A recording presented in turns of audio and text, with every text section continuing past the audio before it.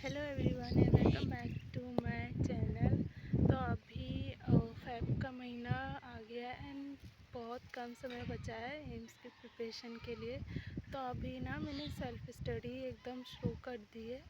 अब मैं क्लासेस वगैरह मतलब इतनी नहीं लेती हूँ, सिलेबस भी कंप्लीट हो गया है। बस एमसीक्यू की जो क्लासेस होती है ना मैं वही लेती हूँ। और अभी मैंने सेल्फ स्टडी को मतलब एकदम ही शुरू कर दिया है। तो आज मैं आपको अपना रूटीन बताऊंगी कि कैसे मैंने सेल्फ स्टडी स्टार्ट की है और मैं कैसे अपने पूरे सिलेबस को including MCQ and PYQ, AIIMS के, नीट के सभी के पीवाईक्यूज़ को मैं कैसे रिवाइज़ कर रही हूँ और किस तरह से अपने सिलेबस को दोबारा से कंप्लीट कर रही हूँ। मैंने पहले एक बार एनसीईआरटी पूरा कंप्लीट कर लिया था, केमिस्ट्री का भी और बायो का भी।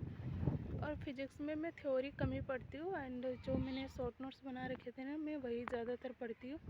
और अभी भी मैं वही पढ़ रही हूँ, उसी से मैं अपना रिवीजन भी कर रही हूँ। तो शॉर्ट नोट्स पढ़ के और एमसीक्यू क्वेश्चन प्रैक्टिस कर लेती हूँ। यूट्यूब पर भी एमसीक्यू प्रैक्टिस हो रही है। एंड अभी पीडब्ल्यू पे ना उम्मीद बैच शुरू हुआ है जिसमें वन शॉट में वो पूरा सिलेबस को कंप्लीट करवा रहे, तो वो भी मैंने ज्वाइन किया है अभी। एंड यूट्यूब पे ये लाइव होगी, सभी कोई देख सकते हैं। तो अगर आप लोगों का सिलेबस कंप्लीट हो गया है तो वन शॉट अगर रिवीजन चाहिए तो पीडब्ल्यू का उम्मीद सबसे बेस्ट है। मैं भी वहीं से कर रही हूँ जो कि आज से स्टार्ट होने वाला है। तो बायो का तो मैंने एमसीक्यू प्रैक्टिस कर लिया है एंड अब मैं वापस से फिर से एनसीईआरटी को रिवीजन के तौर पर वापस से मैंने स्टार्ट किया है। तो अब मैं वहीं से कर रही हूँ अपना। एंड एक तरफ से तो वहाँ से रिवीजन हो जाएगा एनसीईआरटी का और फिर से जो एमसीक्यू है उसको फिर से रीस्टार्ट कर रही हूँ ताकि और अच्छे से याद हो जाए।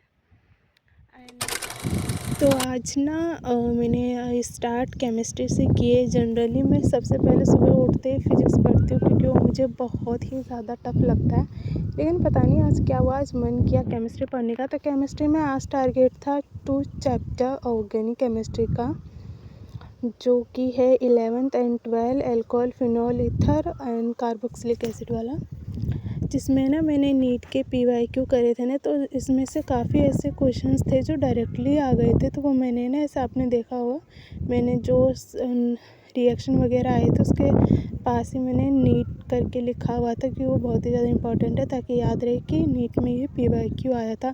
तो आज मैंने इसी की एनसीईआरटी पढ़ी थी। दोनों चैप्टर की कंप्लीट एनसीईआरटी और इसके नेम रिएक्शन पढ़ने के बाद, और हाँ गाइस, मैंने ना इसके नेम रिएक्शन की अलग से कॉपी भी बना के रखी ताकि उसमें ना एक साथ ही सारे नेम रिएक्शन है ना तो जल्दी से मतलब कवर हो जाता है रीडिंग में। देखो मैंने इंपॉर्टेंट करके ये सारे लिख रखे हैं यहाँ पे, क्योंकि ये क्वेश्चंस आए हुए हैं नीट के पीवाईक्यू में, इसलिए मैंने यहाँ पे लिख रखा है ताकि याद रहे। इन दोनों चैप्टर के कंप्लीट एनसीईआरटी पढ़ने के बाद मैंने दोनों चैप्टर के एमसीक्यू को भी कंप्लीट कर लिया है अपने मॉड्यूल में से, और जो सर ने क्लासेस में बताए थे वो भी पूरा कंप्लीट कर लिया है मैंने। आज का केमिस्ट्री का यही टारगेट था। देन आता है फिजिक्स। फिजिक्स में हमारा चैप्टर है मैग्नेटिज्म एंड मैटर।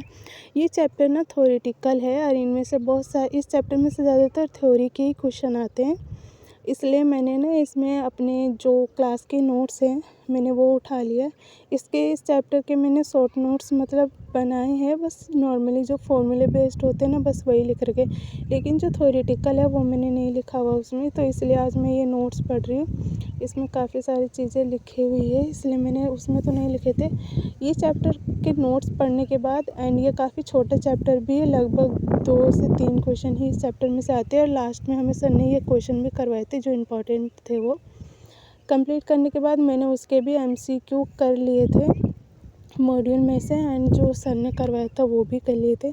उसके बाद आता है बायो। बायो में आज हमारा चैप्टर था 17 एंड 18, और वो श्वसन विनिमय और परिसंचरण वाला। दोनों की एनसीईआरटी पढ़ने के बाद इसके मैंने शॉर्ट नोट्स नहीं बनाए थे। बायो में ना मैंने शॉर्ट नोट्स बनाए नहीं है क्योंकि इसमें एनसीईआरटी का हर एक लाइन इंपॉर्टेंट है, डायग्राम वगैरह बहुत सारी चीज़ें इंपॉर्टेंट है। एक एक लाइन, एक एक पैराग्राफ को पढ़ना पड़ता है, फिर उसमें से देखना पड़ता है कि में से इस पैराग्राफ में से किस तरह के क्वेश्चंस आ सकते हैं। तो वो क्वेश्चंस भी आपको अपने माइंड में ऐसे सोच के चलोगे ना, तो आपको बहुत अच्छे तरीके से चीज़ें रिकॉल होंगी। और एनसीईआरटी को जैसे कोई भी चैप्टर आज आपने पढ़ा तो थर्ड डे पर वापस से उसी चैप्टर को रिवाइज करना, ताकि आपको अच्छे से चैप्टर जो है वो याद हो जाए। ये 17 चैप्टर पढ़ने के बाद अब आते 18 चैप्टर में ये वाला डायग्राम वाला है ना, ये वाले डायरेक्टली क्वेश्चन आ जाते हैं कि ये ABO वाले, ब्लड ग्रुप वाले, ये भी बहुत आते हैं।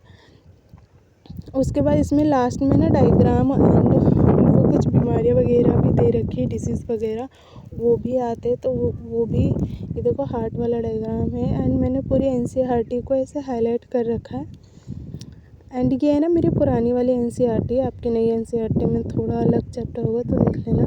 मेरे पास पुरानी थी इसलिए मैंने नई नहीं ली। एक ये डिजीज़ और ये शॉर्ट टर्म है जो एग्ज़ाम में बहुत आते, तो मैंने ना इसको एक अलग से पेज में लिख करके यहीं पे स्टेपलर कर लिया, ताकि एनसीईआरटी पढ़ते ही याद हो जाए वहीं पर। दोनों चैप्टर पढ़ने के बाद मैंने इन दोनों के मॉड्यूल में से क्वेश्चन कर लिए थे। आज के लिए इतना।